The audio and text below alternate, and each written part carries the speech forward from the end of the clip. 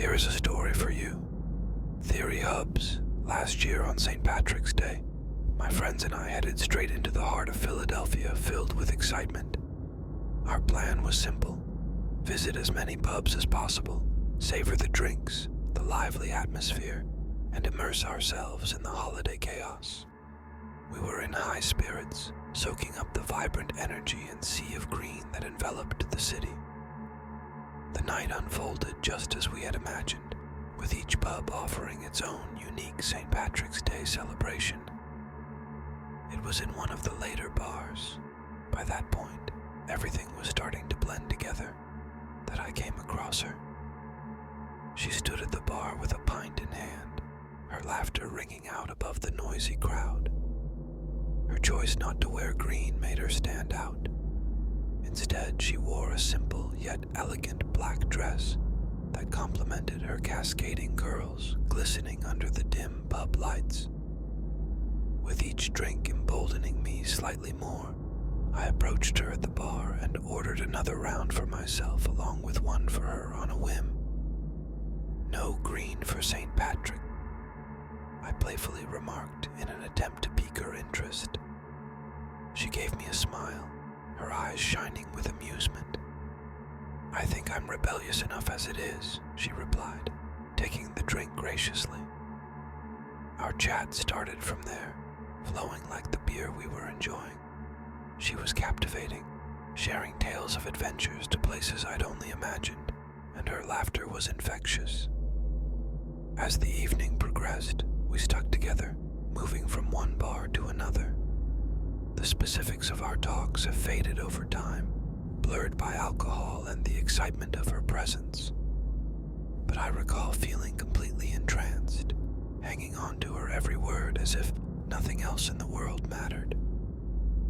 It was when we left the bustling atmosphere of the last bar for the cool night breeze that she suggested we have one final drink, something special to end our night on a high note, she proposed. Eager to prolong our time together, I agreed without hesitation. We found a quieter spot, a cozy dive bar that appeared almost deserted compared to our previous stops. The difference didn't set off any alarms at that moment. It simply felt like stumbling upon a hidden treasure. She placed an order for our drinks, opting for a pair of shots with a mysterious name that slipped past me. Her smile remained unwavering as we raised our glasses to what promised to be an unforgettable evening. Downing the shot in one swift motion, I felt a fiery sensation coursing down my throat, leaving behind an odd, almost metallic flavor on my tongue. Her gaze intensified as she observed me closely, her expression shifting into something inscrutable, and that's when things took a turn for the worse. The world around me began to spin wildly, my heart pounding loudly in my ears, while an overwhelming sense of foreboding washed over me. Attempting to communicate or seek assistance proved futile as my words slurred together incoherently. Though she spoke to me, her voice sounded distant and muffled, making it impossible for me to discern her words. Panic gripped me as I realized I could no longer stand on my own 2 feet. My legs buckled beneath me in refusal to provide support. The last image etched into memory before losing consciousness was the concerned look on a stranger's face as they hurried over to lend aid. Coming to in the hospital felt like stepping into a nightmare of its own making. The antiseptic scent pervading the air, harsh fluorescent lights blinding my vision, and the incessant beeping of machines monitoring my every heartbeat.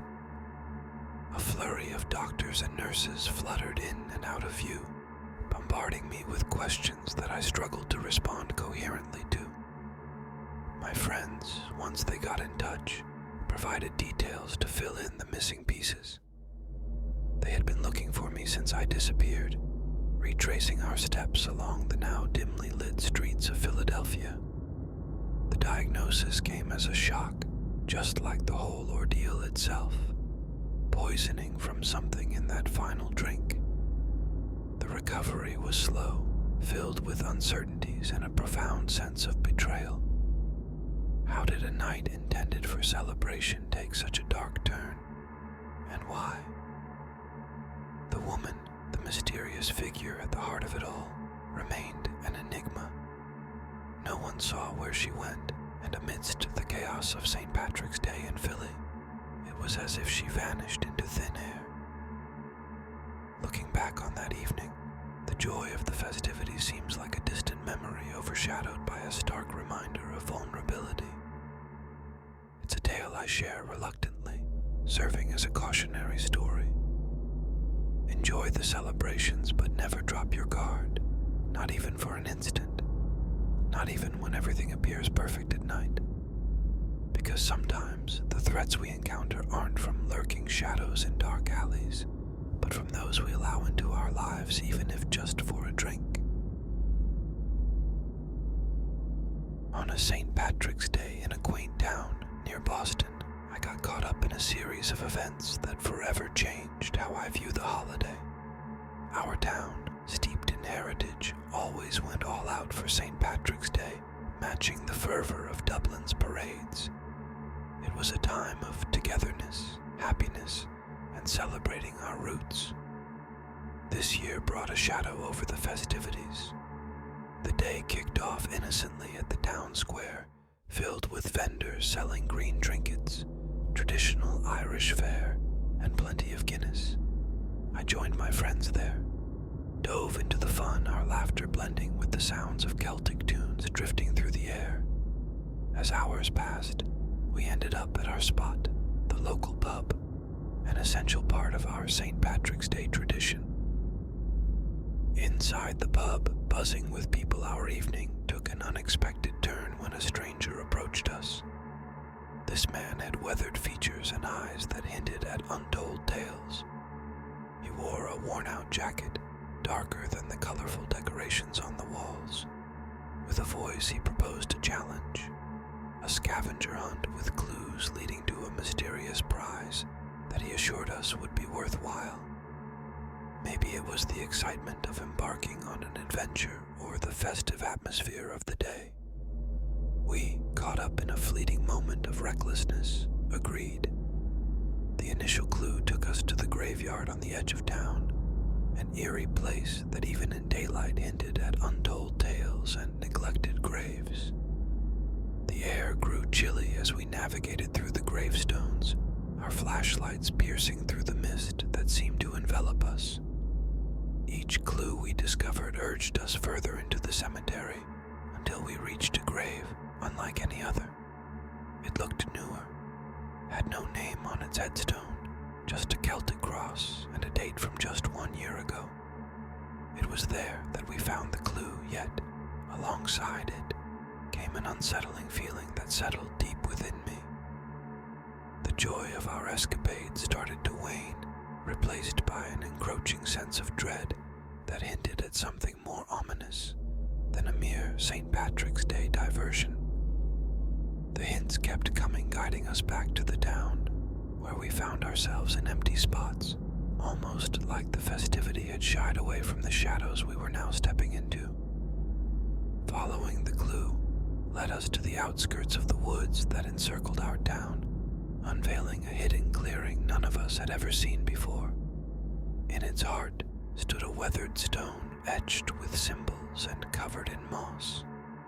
At its base lay a prize, an aged book bound in leather, its pages tinged with age. As I reached out to grasp the book, a sudden shiver ran down my spine, a warning disregarded. The instant my fingertips brushed the leather cover, the atmosphere around us shifted abruptly. The once clear sky darkened as if storm clouds had swiftly gathered above. The mirth and melodies of the town vanished into a silence that enveloped the clearing.